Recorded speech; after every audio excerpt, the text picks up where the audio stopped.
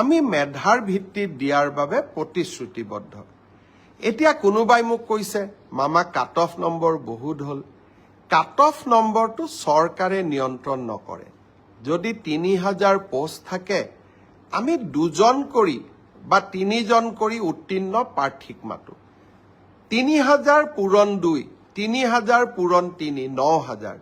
Merit মতে ৯,০০০ নম্বৰটো আহি যোৱাৰ লগে লগে ৯,০০০ নম্বৰ লাভ কৰা ব্যক্তিজনৰ যিটো নম্বৰ সেইটোৱে কাট অফলৈকে ৰূপান্তৰিত হয়।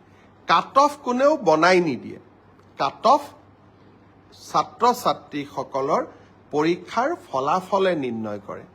কোনোবাই যদি ভাবে যে কাট অফ বেছি হৈছে তাৰ মানে ইয়াকে বুজাব পাৰি যে সঁচাকৈয়ে এইবাৰ পৰীক্ষাৰ ফলাফল যোৱাবাৰতকৈ ভাল হৈছে। অসম পুলিচৰো দ্বিতীয় কাট অফ নোলায়, কিন্তু বছৰটোৰ শেষৰ ফালে আমি আকৌ নতুন